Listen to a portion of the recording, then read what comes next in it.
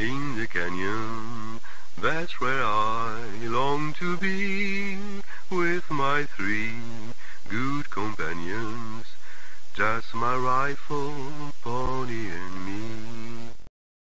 Microcidé, bonjour ou bonsoir, ça va dépendre de l'heure à laquelle vous allez découvrir cette nouvelle émission. Alors quand j'ai créé cette chaîne, je me suis dit qu'à un moment ou un jour, ça, là, ce qui se passe, va arriver un moment où voilà.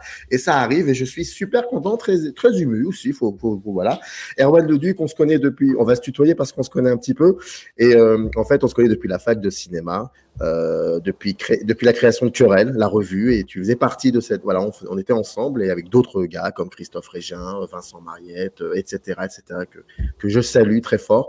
Thomas et Julien, avec qui on avait créé cette chaîne YouTube aussi. Voilà, donc tu es là depuis longtemps et puis tu es aussi cinéaste depuis un certain temps. Et ton dernier film, ton deuxième long métrage de fiction, La fille de son père, est sorti. On enregistre le 27, il est sorti depuis une semaine, le 20 décembre, il faut absolument y aller. Il est magnifique et c'était l'occasion de renouer le dialogue. Donc, je suis très content. Comment tu vas? Bah, ça va très bien, Samir, merci. Effectivement, ça me fait bien plaisir de te retrouver à cette occasion-là. Et effectivement, ça nous plonge quelques années en arrière, mais ça va, on n'a pas changé du tout, ni l'un ni l'autre. Non. On n'a pas changé, puis on va arrêter, on referme la parenthèse de on n'a pas changé. Donc, on passe à autre chose. Moi, une question que la première directement que j'ai envie de te poser, quand je regarde un peu les titres de tes films, donc tu as La fille de son père, le premier long métrage, c'est Perdrix. D'abord, il y avait un court métrage il y a quelques années de cela. Il y avait en 2016, je dis en 2013, il y a Jamais Jamais. En 2015, Miaou Miaou Fourrure. Puis en 2016, Le Soldat Vierge. Moi, j'aimerais savoir, les titres, ça arrive quand dans ta tête? Ça arrive, les titres, ils arrivent assez tôt, effectivement. Alors après, parfois, c'est des titres de travail qui restent. Perdrix, c'est un titre de travail qui est resté. Je pense que j'avais, avec les producteurs, j'avais une liste vraiment, sans exagérer, peut-être de 150 possibilités de titres. J'en ai cherché un autre pendant très longtemps. C'était le titre de travail. Et finalement, j'en ai pas trouvé d'autres qui mettaient tout le monde d'accord ou qui s'imposaient. Et on a gardé ce titre-là, qui était un peu risqué pour un premier film, parce que c'est un peu obscur, on ne sait pas trop ce que ça veut dire. Et puis en même temps, c'est singulier comme le film, et c'est ça et pas autre chose. Donc finalement, on l'a gardé. Et ça a plutôt bien fonctionné pour le film, ça lui va plutôt bien. Après, il y a des titres, oui, d'autres, tu vois, La fille de son père, c'est là depuis assez longtemps. Depuis le milieu d'écriture à peu près, j'avais un autre titre de travail qui était Coucou, parce que j'aimais bien après Perdrix, Coucou, et puis il y a dans le film, ceux qui vont voir le film pourront voir aussi qu'il y a un rapport avec Coucou les hiboux. Et donc j'avais ça à un moment, mais là les producteurs m'ont dit, écoute, tu sais, c'est important justement cette fois qu'on ait un titre un peu identifiable, qui soit un peu plus sérieux. Donc j'ai accepté, j'ai trouvé celui-là et ça leur allait à tous. Et après, il y a d'autres titres, tu vois, sur les courts-métrages, les titres dont tu as parlé, c'est sûr qu'un titre, par exemple, comme Miaou Miaou Fourrure, c'était déjà, je crois, d'ailleurs, le titre d'un autre petit court-métrage que j'avais fait en tant qu'étudiant quand j'avais 17 ou 18 ans. Ouais. Donc en fait, c'est Miaou Miaou Fourrure 2 que j'ai fait en court-métrage après. Mais ça, c'est un titre que j'avais depuis le début, tu vois. Je sais pas d'où ça sort, hein, celui-là. Alors là, pour le coup, c'est vraiment, tu vois, c'est presque. Ouais, c'est absurde. Et il n'y a aucun rapport dans le film avec ni un chat, ni de la fourrure. Donc, euh, donc voilà, ça vient d'un peu partout. Et après, c'est vrai que c'est important. C'est comme il n'y a pas longtemps, il y a un spectateur dans une projection qui m'a demandé comment je choisissais le prénom des personnages. Et Ouais. ça, je trouvais ça vraiment intéressant parce que c'est le titre du film, c'est un peu comme le prénom du scénario, quoi. C'est-à-dire qu'à un moment, soit ça colle, soit tu sens que tu es un petit peu malaisant. Mais quand tu trouves le titre du projet, tu sens qu'il existe complètement. Enfin, tu vois, ça devient ça. Et tu peux écrire un peu sereinement et tu sais que tu peux travailler au bon endroit. Et je trouve que tant que tu n'as pas trouvé le titre, et de la même manière, tant que tu n'as pas trouvé le prénom du personnage, c'est presque comme si c'était pas encore définitif, enfin que ça pouvait encore être abandonné quelque part, puisque c'est pas nommé, tu vois, ça a pas un nom où tu te dis ah je vais bosser là-dessus, et tant que tu l'as pas, j'ai l'impression que ça peut devenir complètement autre chose. Tu vois, là je suis en train d'écrire un autre projet et Ouais. j'ai pas tout à fait le titre et je sens que ça peut partir dans plein de directions. Enfin, il a besoin d'être nommé un moment pour qu'on dise voilà c'est ça et ça va être dans ce genre-là, dans ce cadre-là, on va dans ces directions. Je trouve que ça met un cadre. C'est pas anodin Et, du tout quoi. C'est pas juste un truc ouais. après de sortie du film ou quoi que ce soit. Et dans la continuité, est-ce qu'à un moment, il faut aussi poser des bases? Et pour les poser, est-ce que la musique, par exemple, c'est un élément important et fondamental chez toi? La musique, ouais, c'est un élément très important. Ouais, surtout dans ce film-là, dans La fille de son père, Ouais, tu vois, la musique est très très importante. Il y a une ouverture du film qui fait plus de 8 minutes, qui est quasiment entièrement musicale, où il putain, y a c'est presque incroyable. pas de paroles, tu vois, et 8 minutes, plus de 8 minutes, c'est vraiment long. Moi, je pensais pas qu'on ferait autant. C'était une scène que j'avais au scénario, mais je pensais pas que ce serait aussi long. Mais c'est vrai que c'est la musique de la compositrice Julie Rouet, avec laquelle je travaille depuis Perdrix. J'ai travaillé pour Perdrix avec elle, et puis après on a fait la série qui s'appelle Sous contrôle, là, qui a été diffusée par Arte. Elle a travaillé aussi avec moi. Là, on a fait La fille de ton père, et puis j'ai refait une autre mini-série pour Arte. Je suis en train de finaliser, et à nouveau avec Julie Rouet. Donc on commence à bien se connaître, et pour La fille de son père, je l'avais contacté très tôt, tu vois, dès que j'avais une version de scénario que je pouvais faire lire et que je pouvais faire circuler, je l'avais appelé et je lui avais dit que pour moi, il y aurait beaucoup de musique et que ça serait beaucoup de musique originale, surtout. C'était surtout ça l'idée, tu vois, qui est vraiment une composition forte, donc de lui laisser la place, de lui confier des responsabilités un peu fortes par rapport au récit, à cette musique-là, et donc elle a pu travailler assez en amont, mais même si les premières versions définitives, enfin pas définitives, mais les premières versions de travail, je les ai eues pendant le montage image. Donc Mm. une fois que le tournage était passé. Mais oui, c'est sûr que c'était important. Et puis moi, je lui donne pas trop de, tu vois, je lui ai pas donné trop de direction précise sur ce que je cherchais, à part que je lui ai dit, il y aura pas, il y aura pas de voix, il y a pas de chanson. Enfin, tu vois, c'est que de l'orchestre, il y a pas de chanson. Et qu'il fallait pas avoir peur de quelque chose d'assez lyrique et d'assez dramatisant, enfin assez fort, quoi. Tu vois, que la musique puisse porter des grands sentiments. Comme ça permettait aussi au film et aux personnages de ne pas s'inquiéter de ça. La musique serait là pour ça. Tu vois, pour ramener comme ça un souffle, une ampleur très forte, notamment dès le début. Euh, voilà, et donc elle a commencé à envoyer ses premières versions de travail. On a travaillé autour. Et après, ce qui est intéressant aussi, c'est que souvent, tu vois, elle travaillait sur des séquences. On lui envoie une séquence Mm. qu'on a fait un pré-montage. On lui envoie ça, on dit voilà, on pense là, il peut y avoir quelque chose. Voyons ce que tu proposes. Et puis elle nous renvoyait ça avec la musique. Et souvent, avec la monteuse qui s'appelle Julie Dupré, on utilisait cette musique ailleurs. C'est-à-dire tu vois, et ça, c'est aussi la grande qualité de Julie Rouet, c'est qu'elle est très souple par rapport à ça. Il y a pas du tout, enfin, l'ego est pas du tout mal placé. Et elle va pas te dire, attends, ça va pas du tout. Cette musique-là, pour moi, c'est cette séquence-là et pas autre chose. Au contraire, elle aime bien tu vois, on prend sa musique et qu'on la triture un peu, on la place ailleurs. Et je trouvais que de déplacer aussi les musiques, c'était intéressant parce que ça créait tu vois, des résonances différentes en fait. C'est-à-dire qu'elle va interpréter un truc par rapport à une séquence, elle va te proposer quelque chose, et puis en fait, quand tu la déplaces à une séquence sur laquelle c'est pas prévu, bah, tout d'un coup, tu as d'autres horizons qui s'ouvrent, d'autres sentiments qui arrivent, d'autres sensations qui se créent, tu vois, que tu n'avais pas imaginé même toi-même. C'est juste en prenant un truc prévu quelque part et en le mettant ailleurs. Euh, c'est ça là. Enfin, de toute manière, au montage, c'est beaucoup, beaucoup ça qu'on fait aussi, hein. Une fois qu'on a un peu trouvé la structure, et ben, à un moment, tu commences à déplacer un peu les choses pour voir comment ça résonne, comment ça circule, Mm. tu vois, comment c'est les ponts qui se font. Et donc, avec la musique, ça se passe comme ça aussi. Ouais. Mais, mais c'est surtout par rapport au scénario que tu as écrit. Le scénario que tu as écrit permet à la musique parfois de s'intégrer. C'est-à-dire qu'il y a le rythme du scénario et puis il y a ce rythme que tu ne peux pas imaginer de la musique qui va. Donc le scénario finalement donne la possibilité à la compositrice de s'intégrer, si je peux me permettre de dire ça comme ça, dans le scénario. Donc le scénario, finalement, quand tu l'écris, c'est de la cuisine interne, certes, mais ça m'intéresse de savoir quand tu écris le scénario, finalement, tu lui offres la possibilité d'intégrer d'autres éléments que tu ne pouvais pas prévoir, mais qui sont importants. Oui, oui, tout à fait. Ouais, ouais, au scénario, il y a des séquences, des endroits où on sent que la musique va être importante. Par exemple, cette séquence de début, tu vois, Mhm. mais après, tu vois, au scénario, quand tu écris des séquences comme ça, c'est un peu sec, parce que tu vas pas commencer à décrire trop de choses. Donc, le début, typiquement du film, moi, je décris les actions que je vois, que j'imagine, et ça fait quelques pages. Et au final, en tout cas, ça fait pas, tu sais, en général, on dit une page égale une minute. Le début, je pense pas qu'il fasse plus de 8 pages. Il doit faire peut-être 3 ou 4 pages parce que c'est assez Ouais. bref. Et donc, c'est plus au montage que ça se développe. Après, ces endroits dont tu parles, tu vois, de laisser de la place et de commencer à ouvrir le film à d'autres choses, et notamment la musique, c'est presque plus au moment du tournage que ça se fait.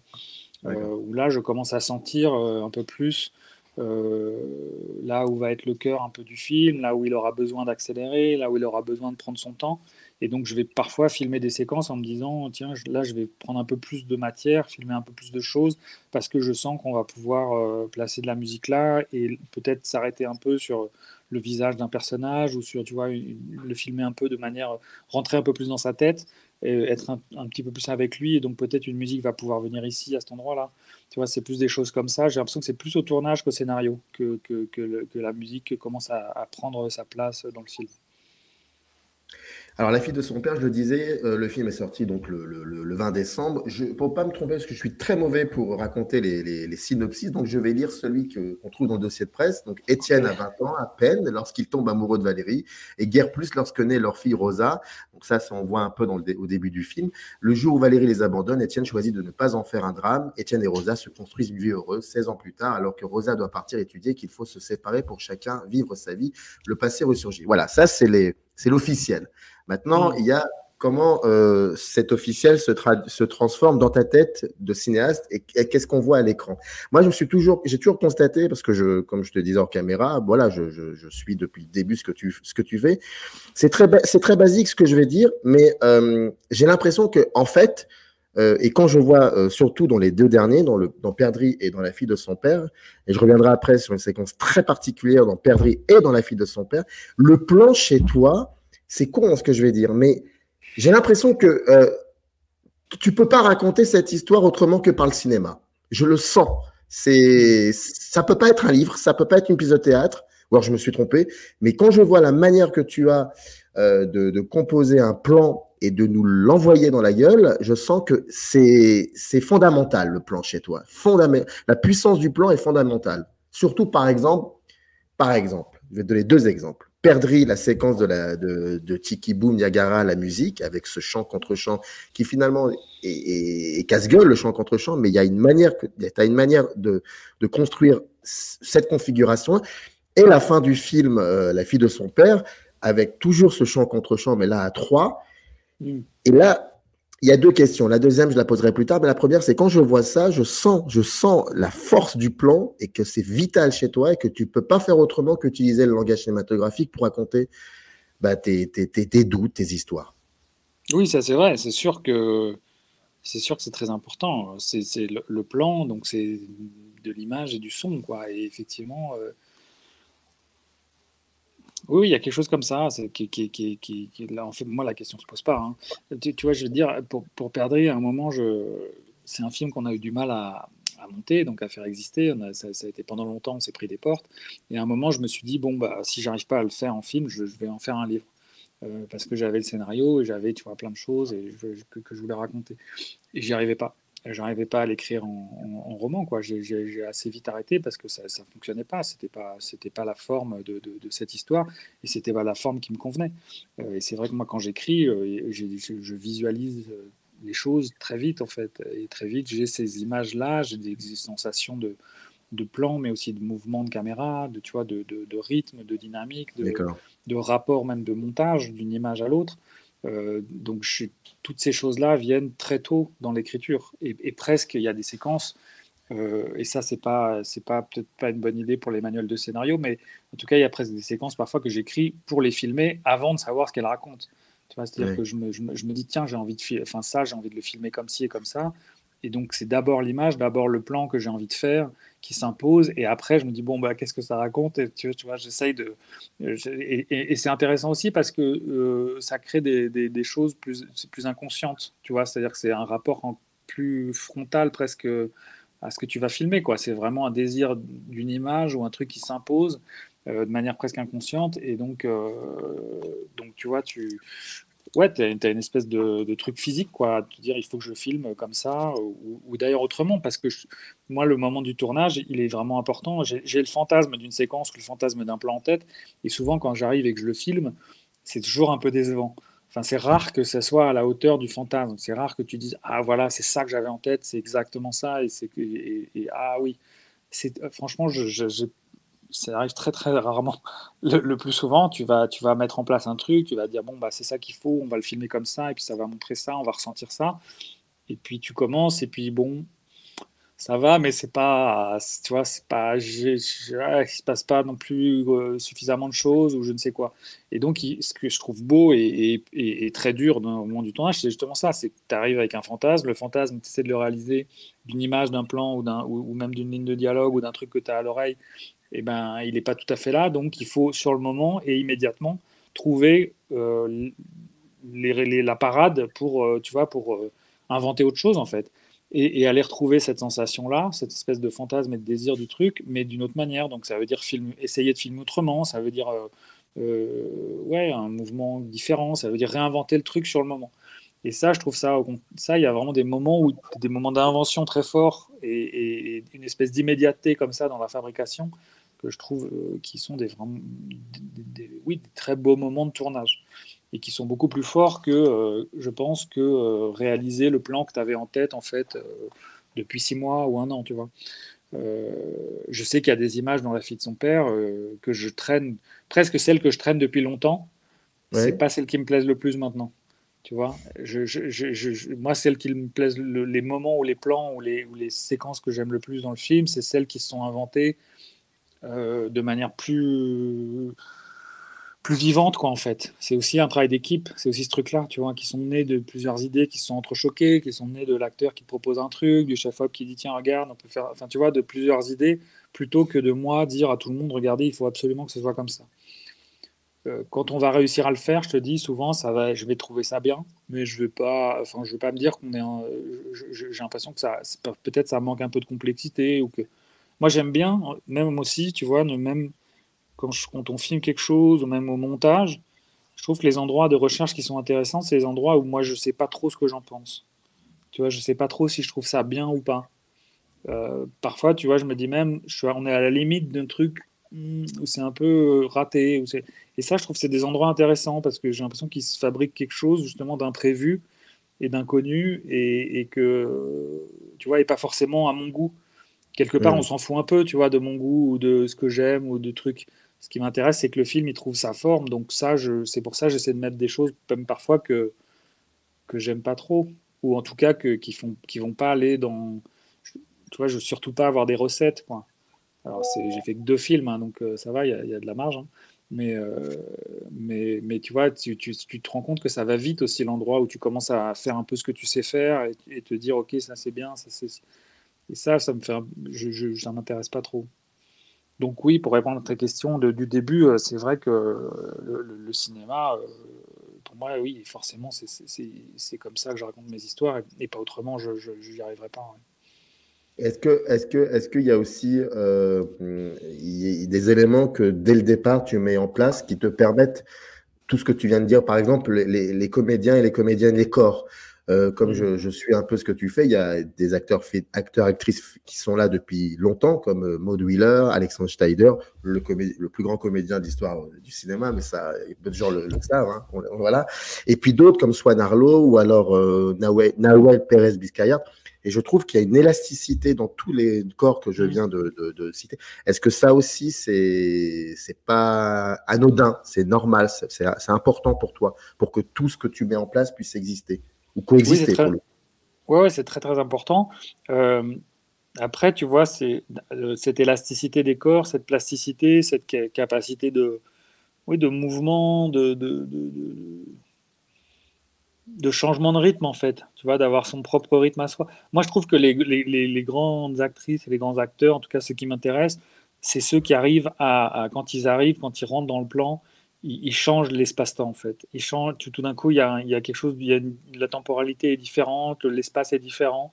Tu sais pas trop pourquoi, mais tu les vois comme ça, tu les vois évoluer à l'image et tu te dis, tiens, il y a quelque chose de différent qui est rentré. Et ça, alors, ils amènent tous une sensation justement qui est la leur, qui est un peu diffuse, mais tu vois, et donc ça tient à la fois au corps, mais ça tient aussi au parler, au phrasé, je trouve. Moi, la musicalité des dialogues est très importante et la manière dont ils parlent est très importante, dont chaque acteur parle. Et c'est sûr que tu vois, c'est aussi ça qui me fait choisir, par exemple, dans La fille de son père, qui me fait choisir Nahuel Pérez Biscayar, qui est un acteur argentin qui parle français, mais qui a toujours quelque chose d'un peu chantant. Il parle très bien français, et puis il a travaillé pour ce film pour qu'il n'y ait pas trop d'accent, mais en tout cas, il a toujours quelque chose d'un peu chantant. Céleste Brunkel, qui est une jeune comédienne, qui a un phrasé très particulier aussi. Voilà, Maud Willer dont tu parles, effectivement, c'est pareil. Elle a quelque chose comme ça de naviguer. Et puis, il y a le jeune Mohamed Louridi qui joue Youssef, que tu as Oui, l'impression qu'il a une espèce de gouaille, et tu te dis, mais d'où il sort? Pour ceux qui sortent des années 50, comme ça, ou des années 60. il a un petit cheveu sur la langue, si je me trompe pas, ou Il quelque a chose, une manière de. Pas ou tout c'est une à fait manière de un parler. cheveu, mais c'est une manière de parler comme ça, oui, une espèce Très bien, intéressant. d'accent. Il est étonnant, quoi. C'est un garçon tu vois, qui est marocain, qui a découvert le théâtre assez tard et qui maintenant est à l'école du Nord de Lille, l'école de Mm. théâtre. Mais c'est son premier film et tu vois, moi, quand je l'entends, Mohamed, la première fois que j'entends dans les castings, on fait un casting où on cherche ce rôle-là et puis c'est presque à l'oreille, tu vois, tout d'un coup j'entends cette manière de parler, cette manière de se phraser et ça m'intéresse tout de suite. Et puis après, je découvre, Mohamed c'est un bon exemple parce qu'après je découvre sa tête et puis je découvre, tu vois, cette espèce de grande tige, pareil, un peu étrange, la manière de se mouvoir et qui en même temps il est très grand, très maigre et puis en même temps il est assez agile, enfin donc je lui demande d'escalader. Donc oui, ça fait partie des choses. Moi, j'aime quand c'est physique, quoi, ouais, quand il y a. On parlait tout à l'heure tu vois, d'introduire de la vie sur le tournage, et ben, le physique des personnages, leur capacité ouais, à secouer le tournage et à se déplacer, elle est très importante. Et donc, je le tiens. Alors, je peux pas te dire que j'en tiens. Oui, si, il y a des choses qui sont écrites au scénario, c'est vrai. Après, les castings, souvent, j'ai rarement, moi, des acteurs. En tout cas, là, pour le rôle d'Étienne et Rosa, j'avais pas d'acteur précis en tête. Donc tu vois, D'accord. ce qui est sûr, c'est que quand j'ai choisi Nawel, c'est sûr que ça a déplacé le personnage et que ça lui Mm. a amené quelque chose de plus physique, quelque chose comme ça de plus élastique, de bondissant, de courir partout, tu vois, de très léger, comme ça. C'est lui qui a amené ça au personnage. C'était pas forcément un truc que j'avais prévu.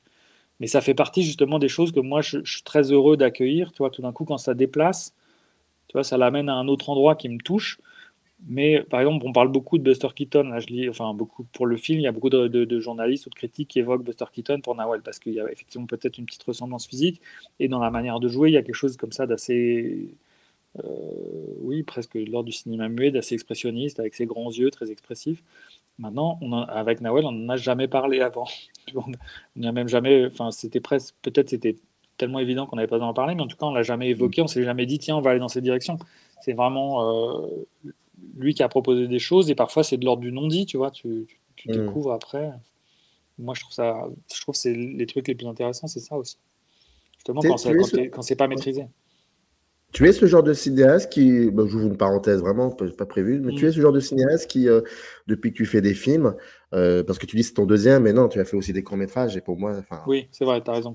c'est Oui, important, tout à c'est fait. juste, c'est fondamental, mais, mais qui sont vraiment très très beaux. Est-ce que tu es ce genre de cinéaste, là pour le coup, qui arrive avec des références comme ça, Mm. et ou alors pas du tout, tu les mets de côté, et tu te dis, ça sera aux spectateurs de faire leur job, et puis peu importe. Ouais, non, moi j'en ai quand même assez. Tu vois, j'ai des idées. Après, ça peut être Mhm. parfois c'est un film qui va être une espèce de boussole de manière générale, ou un ou deux. Et parfois, c'est vraiment une image, un plan ou une Ouais. séquence dans un film et qui m'a plu. Et tu vois, je l'ai noté même. Ça m'arrive souvent, je prends des notes et puis je sais, parfois, je sais même plus d'où ça vient. Tu vois, je sais qu'il peut y avoir tu vois, ou juste une manière de faire que j'attrape dans un film et je me dis tiens c'est intéressant cette manière de filmer ou l'endroit de placement de la caméra ou l'endroit de tu vois ou ce que ça crée comme sensation et donc là c'est même plus une référence c'est juste tu te nourris du travail d'autres films et puis t'en fais de toute manière autre chose parce que tu vas pas reproduire maintenant après avec enfin c'est quand même utile d'avoir des références pour les acteurs d'une part donc je leur donne quelques films à regarder qui ont parfois rien à voir avec le film lui-même. Tu vois, enfin là, à chaque fois, je leur dis regarder La vie de Bohème de Coris Maki parce Ah que ouais, c'est c'est un film que sûr, j'aime mais ça, beaucoup, tu vois. Oui. Tu vois, et voilà. Non, mais Bien rien sûr. que pour eux, tu vois, je me dis, même si Bah ça n'a oui. rien à voir. Et puis, c'est aussi une manière de les faire rentrer dans une. On va pouvoir. Je sais que s'ils voient ce film-là, qu'ils aiment, on va pouvoir parler un peu la même langue. Et tu vois, que ce soit ça ou d'autres films. Mais là, je sais que j'avais donné aussi à Nawel et à Céleste, je leur avais dit de regarder Palombella Rossa de Nanni Moretti. Mhm. euh, Parce que je le trouvais vraiment intéressant aussi par rapport au personnage d'Étienne, tu vois, dans l'intensité que peut avoir Moretti dans ces films-là, et puis le gouffre que tu sens tout le temps à côté de lui. Euh, mais c'était pas des références précises par rapport à ce film-là. Mais il y a aussi, ce qui est important aussi, c'est donc les acteurs, mais c'est aussi pour les techniciens, pour le chef Ouais. opérateur, pour la chef déco, tu vois, pour le costume et tout. Donc tu leur donnes un peu des directions artistiques.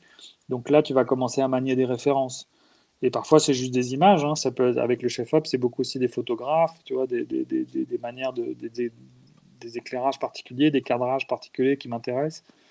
Maintenant, comme avec Alexis Kavirchine, le chef-op, on commence à bien se connaître. On a fait donc les deux longs métrages et deux courts métrages ensemble. Bah, sur ces questions-là de cadre et de lumière, maintenant on se comprend bien. Mais oui, c'est important de leur donner des références, mais en tout cas, c'est pas des choses écrasantes, non. C'est pas, tu vois, Non.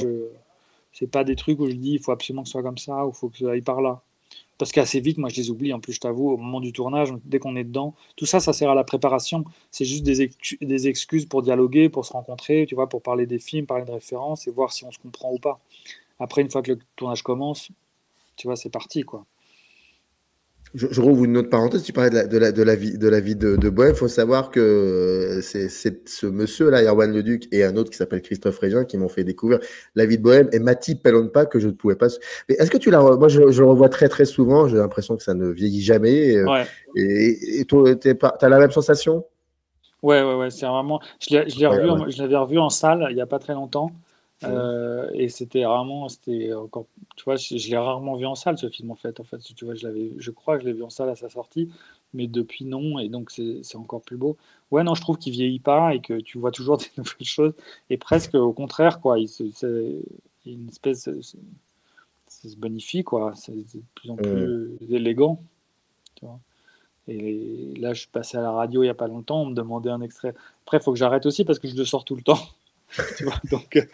Donc là, je sortais un extrait de La vie de Bohème, mais c'était aussi l'occasion de parler, tu vois, la scène quand Jean-Pierre, le personnage de Jean-Pierre Léo arrive pour la première fois et tu vois, donc tu as une scène où t'as Mati Pellampa, André Wilms et Jean-Pierre Léo, et qui sont quand même trois acteurs géniaux, quoi. Tu vois, et tout à l'heure, on parlait de ces acteurs qui changent l'espace-temps quand ils arrivent. Bah, les trois, ils font ça, les trois ensemble, quoi. Tu vois, donc c'est c'est une scène qui est vraiment incroyable à cet endroit-là, à cet endroit du jeu, quoi, par exemple. Comment par exemple, pour la fille de son père, ou pour les autres aussi, qu'est-ce qui déclenche le moment où tu dis là, là, il y a une histoire et on va commencer à l'écrire. Ouais, ça c'est une bonne question. C'est un peu impalpable, hein. Moi, quand j'écris, en fait, je prends beaucoup de notes avant, Mhm. de plein de trucs.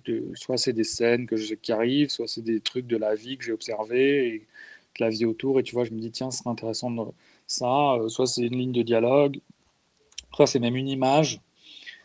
Et puis quand je commence à écrire, je vais m'attacher à un peu je relis un peu tout ça et puis il y a des choses qui commencent à se mettre ensemble de manière presque naturelle et en même temps c'est souvent des choses qui vont pas ensemble. Moi c'est ça qui m'intéresse, tu vois, des trucs ça va créer une dynamique. C'est pas forcément attendu de mettre telle chose avec une autre. Et après tu tires un peu le fil et puis c'est surtout en fait les personnages qui vont te dire est-ce que tu tiens un scénario ou pas. Et puis c'est pas rien hein, parce que tu sais que tu vas passer enfin, faut que ce soit solide, quoi, parce que tu vas passer Mhm. beaucoup de temps à l'écrire et puis après encore plus à essayer de le monter. Enfin, ça va devenir ta vie pendant 3 4 5 ans. Donc, tu as intérêt à être bien dans ce projet-là, tu vois. On parlait tout à l'heure de nommer les projets et parfois, il y a des projets que tu débutes et que tu arrêtes parce que tu sens justement qu'il n'y a pas cette matière-là. Que même si tu as un super début ou une super fin ou un truc où tu te dis, ah ouais, ça j'ai envie de le filmer, bah, tu sens il manque une richesse, il manque une profondeur, il manque quelque chose qui te touche aussi toi pour raconter cette histoire en particulier. Et donc parfois, moi j'arrête des projets, je les mets de côté. Ça ne veut pas dire qu'ils ne reviendront pas à un moment, mais en tout cas, je me dis non, non, c'est pas ça. Et parfois, au contraire, tu commences, et puis tu as un personnage qui s'impose, un deuxième, et puis là, tu commences à te dire, tiens, je vais raconter ça. Là, je suis vraiment dans cette phase-là, en ce moment, où je commence à écrire un troisième film, et donc c'est intéressant à cet endroit-là, tu vois. Mais c'est vrai que c'est quelque chose que j'essaie de questionner assez tôt, parce que sinon, tu t'embarques et tu commences à bosser, tu commences à installer des trucs qui vont te plaire, et puis après, au bout d'un moment, tu te rends compte que c'est un peu artificiel, ou que ça va pas assez loin, ou que tu sais plus quoi en faire, tu vois. Et donc, ça, c'est très douloureux, quoi. Si tu as commencé à installer des choses ou à écrire des scènes que tu aimes, et puis tu dois t'en défaire parce que tu dis, ben, en fait, je- bon, je me suis trompé. Donc ça, justement, j'essaie de questionner maintenant à chaque fois presque que je commence à écrire sur ce nouveau projet, je me dis qu'est-ce que je raconte en fait, de quoi je parle, pourquoi je veux parler de ça, et quel est là le sentiment entre ces deux ou trois personnages qui va m'intéresser du début à la fin, tu vois. Donc c'est vraiment ça qui, je me souviens, j'avais lu ce fameux livre de Sidney Lumet qui s'appelle Faire un film en Ouais. français, tu vois, qui est un livre vraiment intéressant parce qu'il raconte tout le processus de fabrication d'un film. Et sur l'écriture, il parlait de ça, il disait c'est quoi le thème du film, il faut vraiment que tu puisses résumer, enfin il faut qu'un film on puisse le dire, c'est ça l'histoire et tout. Et j'avais lu ça il y a quelques années, et moi ça m'avait un peu énervé parce que je me disais oh là là, c'est un peu théorique de dire ça, moi je pourrais pas résumer mon film, pour moi il n'y a pas un thème, enfin il y a plein de choses. Et en fait, plus j'avance dans la fabrication enfin, dans ce métier-là, et plus je comprends ce qu'il veut dire, quoi. C'est vrai qu'il y a quand même un truc où c'est pas, enfin oui, il y a quand même quelque chose quand tu écris où il y a un sentiment ou une chose précise qui va irriguer le reste, quoi, qui va quand même être le cœur battant du projet. Et c'est ça que tu vas défendre après, tu vois. C'est ça quand on va te dire de quoi ça parle, qui est une question toujours difficile parce que Mmh. tu vois, c'est comme ce truc de pitch, synopsis, c'est très dur de résumer. Ou surtout moi, j'ai pas des films qui sont des films à concept ou qui sont des films avec une ligne dramaturgique très forte où tu te dis ah qu'est-ce qui va se passer après.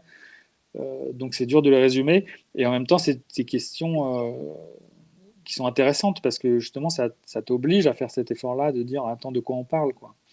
Et tout ce qu'il y a autour, je trouve que si tu sais un peu mieux de quoi tu parles, si tu arrives à faire cet effort-là et à te dire ah, il faut quand même que j'arrive à sortir quelque chose, et même si, évidemment que c'est pas que ça, mais tu vois, mais c'est le cœur battant.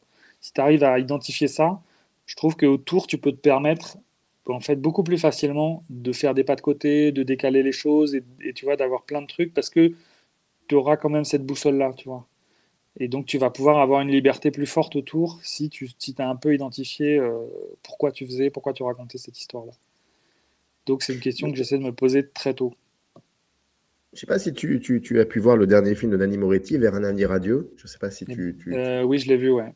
il y a la séquence, la fameuse séquence Netflix. Alors, elle est ce qu'elle est, elle Ouais, vaut. Voilà, bref. Il y a un ouais, moment, tu sais, tu as les décideurs de Netflix qui reprochent à Nanni Moretti, enfin, au personnage joué par Nanni Moretti, de ne pas faire suffisamment et rapidement évoluer ses personnages.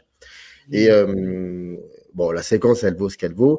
Mais moi, je trouve que par rapport à Perdrix, ton premier long métrage, mais aussi le dernier, donc La fille de son père, qui existe depuis, enfin, qui est en salle depuis le 20 décembre, il y a un moment dans ces deux films, dans les deux scénarios, il y a un moment comme ça, c'est généralement au tout milieu du film, où j'ai cette sensation que le film est en train de te dire à toi, maintenant tu nous laisses tranquille, tu nous laisses évoluer, tu nous laisses regarder. Il y a comme ça un moment d'apaisement, comme Hmm. si c'est le moment pour nous de rentrer dedans. Le rythme est complètement différent. Et alors, c'est ce que je ressens en tout cas en voyant ces deux films. Et puis après, ça repart de sitôt, mais il y a un petit moment comme ça Hmm. où le temps est suspendu. C'est assez beau en même temps parce que ça nous permet, nous, aux spectateurs, vraiment de rentrer dans le film et de s'y perdre aussi un peu. Ouais, ouais, mais bah, tant mieux, moi je trouve. Je trouve ça intéressant parce que je trouve que la force je trouve que le film il commence à être fort justement aussi quand il peut se permettre ce genre de choses. Et moi je cherche un peu, hein, je sais que je vais chercher ce que j'avais appelé peut-être des zones de tremblement par exemple, tu vois, Mmh. qui sont presque des lignes de fuite que le film va pouvoir se permettre ou des moments de suspension et de s'écarter un peu du scénario ou en tout cas de la dramaturgie ou tu vois ou d'un récit qui va aller d'un point A à un point B et ainsi de suite. Et donc, ça veut dire aussi ouvrir des portes pour le spectateur. Ça veut dire lui laisser effectivement de l'espace, du temps. Il ne faut pas qu'on perde le film et on peut avoir des moments comme ça de suspension et où le rythme va changer, qui sont des moments un peu oui, qu'on pourrait qualifier de manière générale, où il y a une certaine poésie qui rentre aussi et où presque la sensation du film, et donc la sensation que procurent les images et le son, est plus importante que ce que ça raconte. Tu vois, donc c'est des moments qui peuvent permettre, oui, au spectateur, j'espère, de rentrer là-dedans. Et c'est vrai que c'est des séquences qui sont importantes, souvent que j'identifie euh, et que je défends un peu au moment du scénario aussi, tu vois, des moments comme ça, un peu à côté, un peu à part. Ça dépend vraiment. Il y en a plein, hein, des moments comme ça qui ne résistent pas au montage, c'est-à-dire Mm. qui vont sauter aussi au montage, parce que tu es obligé d'équilibrer, tu es obligé tu vois, de trouver quand même un équilibre là-dedans pour pas partir complètement ailleurs. Mais je suis content quand j'arrive à en trouver, tu vois, à en placer quelques-uns. C'est pour ça que j'essaie d'en tourner plusieurs, en tout cas d'avoir le maximum d'idées, et après, comme ça, de pouvoir garder ceux qui font sens et qui trouvent leur place, quoi. Dernière question, parce que bon, il faut un moment arrêter. En tout cas, j'espère que tu reviendras pour le troisième et on prendra Avec plaisir. beaucoup plus de temps. Mais dernière question, je rappelle, le film est là hein, depuis le 20 décembre. À la fin, enfin, non, pas la dernière séquence de La fille de son père, l'avant-dernière. Il y a ce moment où il se passe ce qui doit se passer et tu choisis, tu prends la décision via une série de chants contre chants. Et puis il y a un moment, voilà, où le metteur en scène prend la décision.